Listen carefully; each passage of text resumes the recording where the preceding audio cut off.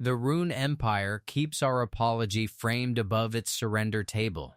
Not our flag, not a treaty, not the photograph of their last warship burning over Kelmore Station, just a paper copy of a message my sister wrote with a cheap black pen, the kind that skips if you press too hard.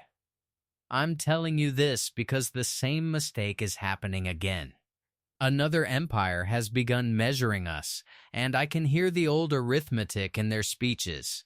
They count metal, they count soldiers, they count how long humans can go without sleep. They never count mercy. The Ruun didn't either. Their embassy translator Merrill of Tesh wrote in his private diary that kindness was a decorative behavior among unstable mammals. That line became famous after the trials. People quote it in cafes now, usually while spilling oat milk into terrible coffee. I don't laugh at it. Merrill was afraid when he wrote that. Afraid people can write stupid things neatly. At the tribunal, Merrill wouldn't look at me. His skin had gone the color of old paper, which is unfair because Ruun skin isn't paper-colored at all. My memory may be wrong here. The courtroom lights were medicinal, and I'd slept badly on a hostile mattress that smelled like bleach and raincoats. They asked him why the Empire collapsed so quickly after the Larkspur incident. He gave the answer nobody wanted. Because the humans forgave us publicly. The judges shifted. The military observers stopped taking notes. Somewhere behind me, a journalist's bracelet clinked against a glass recorder. Merrill explained that the Ruun had prepared for revenge. Revenge made sense to them. It could be redirected, priced, negotiated. They had whole ministries for retaliatory violence, polished and efficient as hotel lobbies. Forgiveness broke the machine. When the footage reached occupied worlds, Ruun client soldiers saw humans giving water to the officers who had burned their convoy.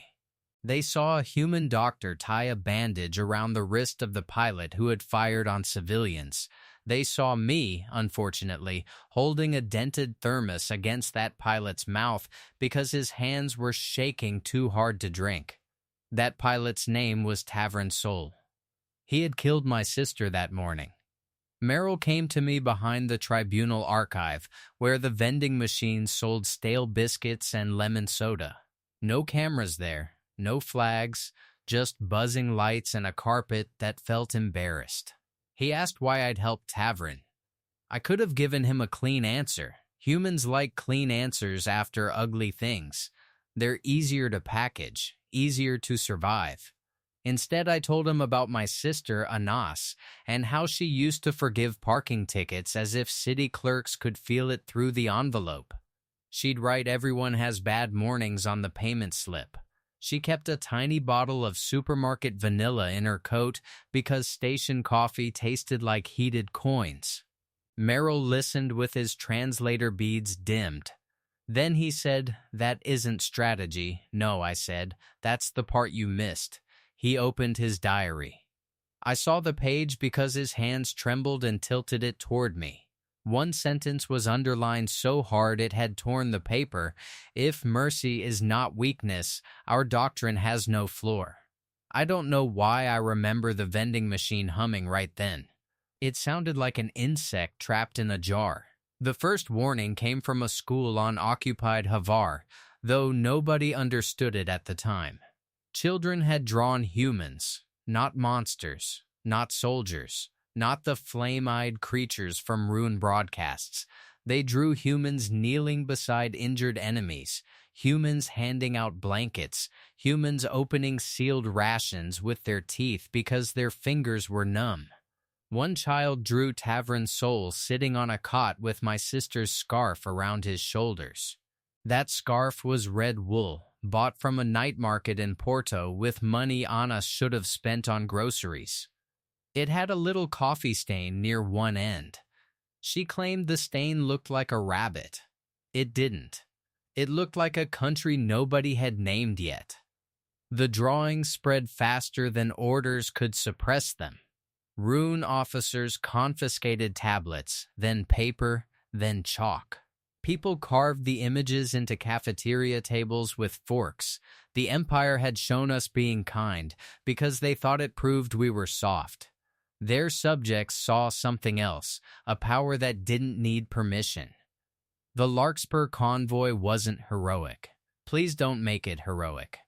It was 9 trucks, 2 clinic vans, and a freezer unit full of vaccines that kept throwing error codes. Anus was arguing with the freezer when the Ruun aircraft appeared.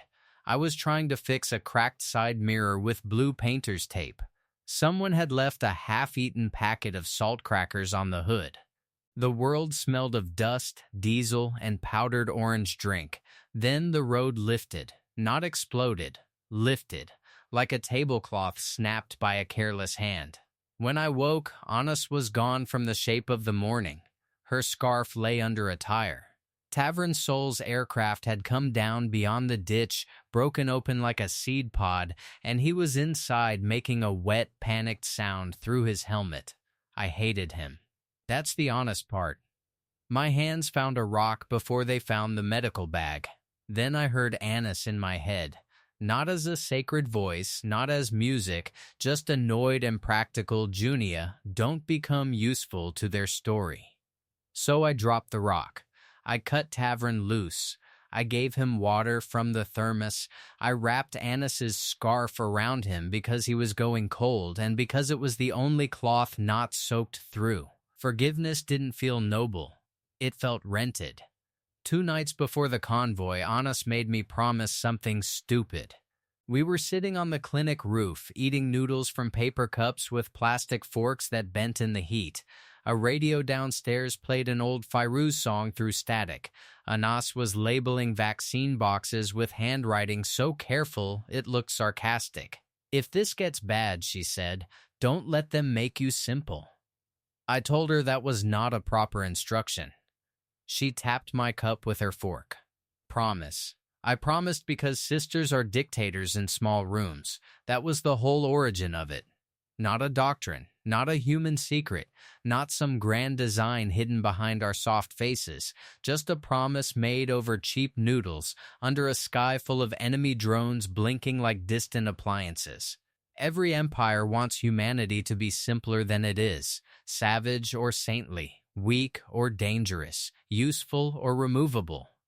Kindness ruins that sorting. It asks the watching soldier a private question.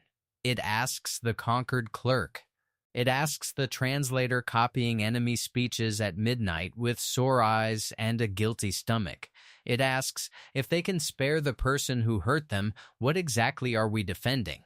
Merrill answered in his diary before he ever answered in court. The last page had only one line. I have translated many threats. This apology frightens me more. That copy hangs over the surrender table now, under museum glass.